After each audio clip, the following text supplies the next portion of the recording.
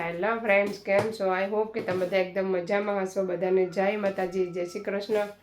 અને આજે આપણે મારા સાસમાં છે ને આવું ટાટ થઈ જાય ને તમારે ખેંચવો પડે, નકર બેઠી જાય બાજુ બધીમાં ધાગા પડી જશે. તો ચાલો આજે આપણે પાલવાની રેસીપી બનાવવાના છે. ઘણા સમય પછી આપણે લઈ લીધો છે પાલવો, જોઈ શકો છો અડધા કિલો ઉપર છે. તો આજે મસ્ત મજાની રેસીપી બનાવવાની છે. તો ચાલો પહેલાં કટિંગ કરી નાખીએ ને એને ખારવી નાખવાનું છે. તો હું કેવી રીતના કટ કરું એ બધું બતાવીશ, તો વિડીયોમાં રીજો. તો ચાલો પછી મળીએ. ચાલો આપણે કટિંગ કરવાનું ચાલુ કરીએ. કેટલો પહોળો છે ને કેટલો લાંબો છે, બહુ જ મોટો પાલવો છે.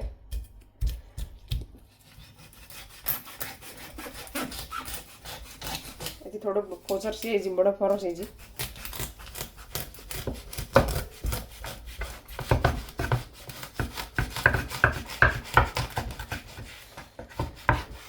મેં છે ને 6 વાગે મારા કે ઉઠીને ત્યારે કાઢ્યો હતો, એટલે જે પલળો નથી, હજી વાર લાગી.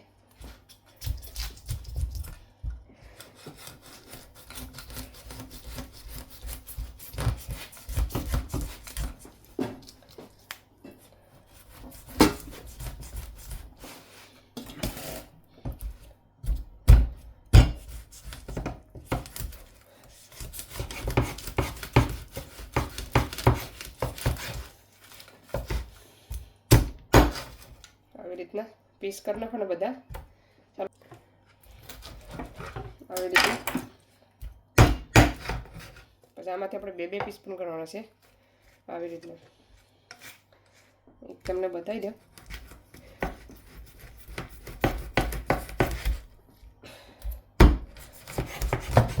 બહુ મારીએ ને તો એ સુથાઈ જાય, એટલે ધીમે ધીમે આપણે કટિંગ કરવાનું, ઉતાવળ નહીં કરવાની. કેટલો તાજો છે, એકદમ મસ્ત પાલવો છે, તાજો છે, જોઈ શકો છો. ચાલો આવી રીતના બધા પીસ કરી નાખીએ આપણે.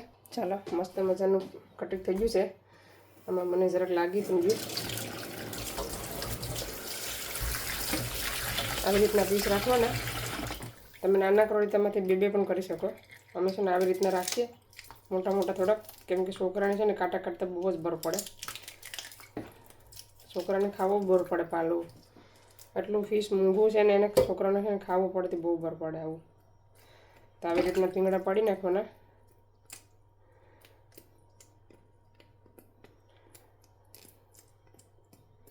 બધી બાજુથી જો આવી રીતના હાવ સાફ ભીંગડા પાડવાના. ભીંગડા રહેવાનું જોઈએ.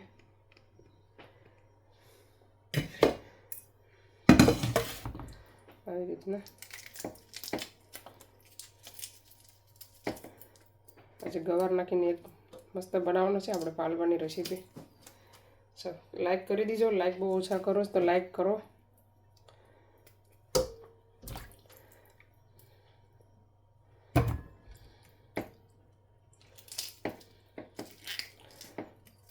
એમાં કંઈ કલેજી નથી, બધું ના ફેંકી દીધું. આ બધી શાકાથી કાપી કાઢવાનું પીસડા. આવી રીતના આમ કટિંગ કરીને પછી ભીંગડા પડે ને તો તરત જ પડી જાય, કંઈ વાર લાગે. એટલે મને છે ને આવી રીતના જ ફાવે. અમુક તો ડાયરેક્ટ મોરવા ટાણે પેલા ભીંગડા પણ નાખે, કોઈ તો. મને એવું ને એવી રીતના હું કરી ફાવતું નહીં મને. ચાલો આપણે ભીંગડા પણ નાખીએ પહેલાં, પછી એને ખારવીને બનાવવાનું ચાલુ કરીએ ફટાફટ. ચાલો હવે બનાવવાનું ચાલુ કરીએ. બધા મસાલા રેડી કરી નાખ્યા છે. હવે આપણે બનાવવાનું છે તૈયારી. ચાલો ફટાફટ તેલ લઈ લઈએ.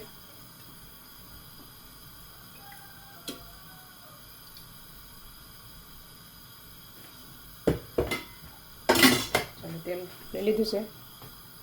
ચાલો લસણ નાખી દીધું. લસણને ખાવા દેવાનું છે.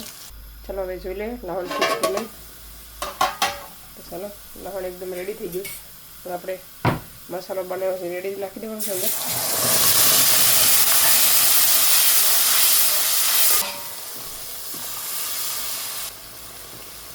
હવે નાખવાનું છે ગવાર મસાલા સાથે.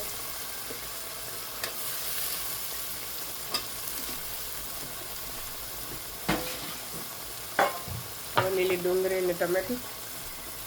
અહીંયા ટમેટો લીલી ડુંગળી વધારે વેચેલ છે.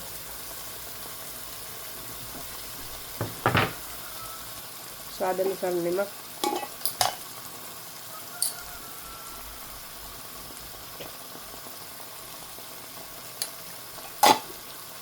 મિક્સ કરી લેવાનું.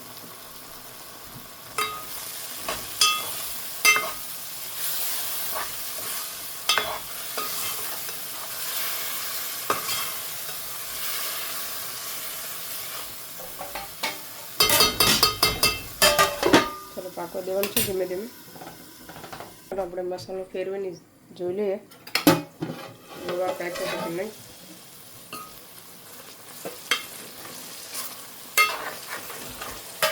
તો હજી પાક્યો છે, આમ તો બાકી છે. થોડોક જાણો એડ કરી દઈએ.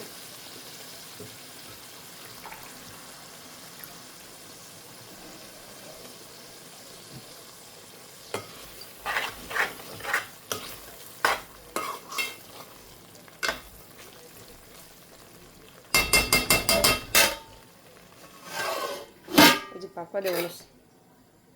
ચાલો આપણે મસાલો ફરીથી જોઈ લઈએ.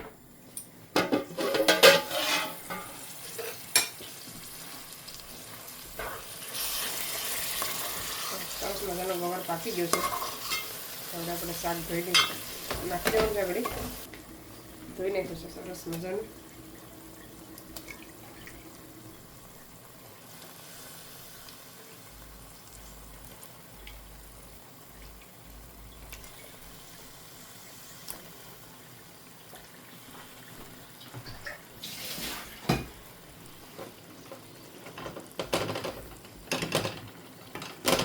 રોટલો બનીને રેડી થઈ ગયો.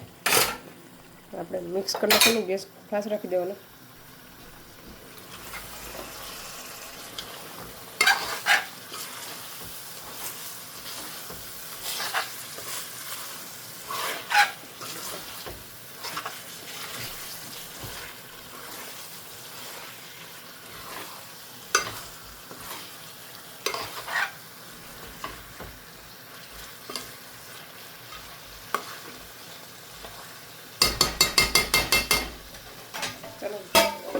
મસાલા સાથે રહેવા દઈએ થોડીક વાર.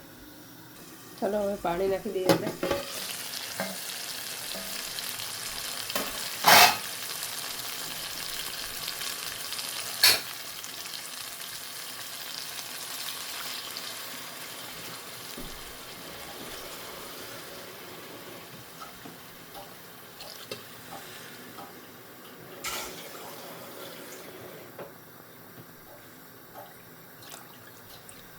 ચાલો પાણી નખાઈ ગયું છે.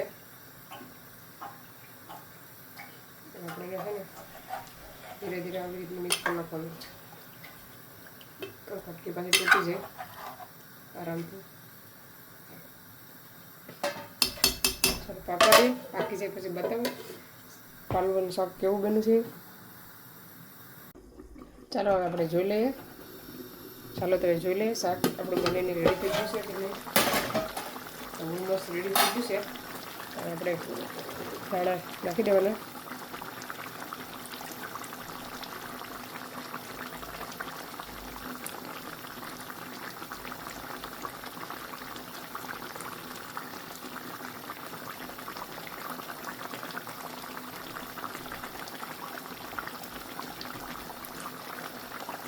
ગેસ બંધ કરી દેવાનું છે. નાખવાનું છે ગરમ મસાલો.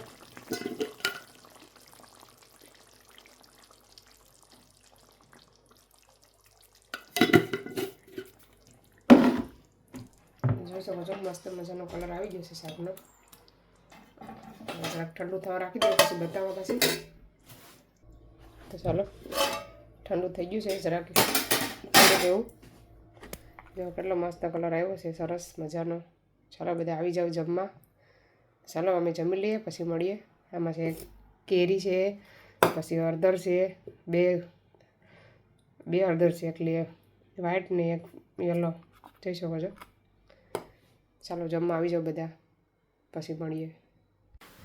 ચાલો ફ્રેન્ડ્સ, બપોરે અમે જમીને રેડી થઈ ગયા હતા. મસ્ત મજાનું પાલવાનું શાક બન્યું હતું. તો હેતને લઈને આગળ આવી ગઈ. આ ડોડો હતો જ. તો ચાલો આ વિડીયોને અહીંયા સેન્ડ કરીએ. બપોરે વિડીયો એન્ડ કરવાનું ભૂલી ગઈ હતી. તો હવે આ વિડીયોને અહીંયા સેન્ડ કરી. તમને અમારો વિડીયો કેવો લાગ્યો, સારો લાગ્યો હોય તો લાઈક કરો, શેર કરો, સબસ્ક્રાઈબ કરો. મળીશું નવા વિડીયોમાં. તો સુધી બાય બાય, જય શ્રી કૃષ્ણ.